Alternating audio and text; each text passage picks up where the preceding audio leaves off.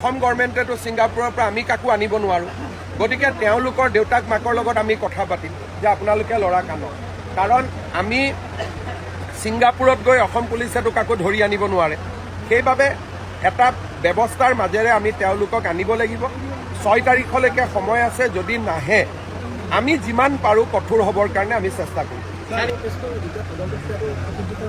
মোৰ মতেদি তদন্ত প্ৰক্ৰিয়াটো খুব ভাল দিশেৰে আগবাঢ়িছে আৰু ৰাইজেও ভাল পাইছে যে আমি কাকো ক্ষমা কৰা নাই।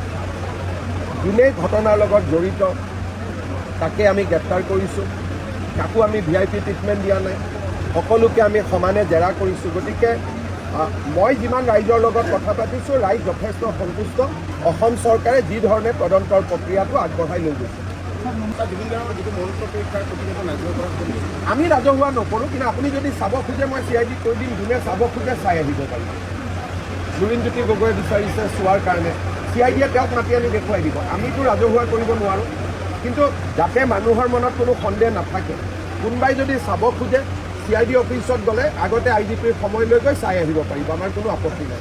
কিন্তু ৰাজহুৱা কৰি যদি মই প্ৰকাশ কৰি দিওঁ, তেতিয়াহ'লে কোৰ্টৰ বিচাৰত সেইখনৰ কোনো ভেলু নাথাকে। So same like Shyam Kanu Mahanta, Akhil Gogoi is also demanding the CBI inquiry. Akhil Gogoi, Debabrata Saikia আৰু শ্যাম কানু মহন্ত তিনিজনে একেলগে CBI ডিমাণ্ড কৰি আছে। কথা পাতি ডিমাণ্ড কৰিছে একেলগে নে কাকতলীয়া সংযোগ হৈ গ'ল কিবা কাৰণত, সেইটো মই নাজানো, কিন্তু তিনিজনৰ দাবী একেটাই।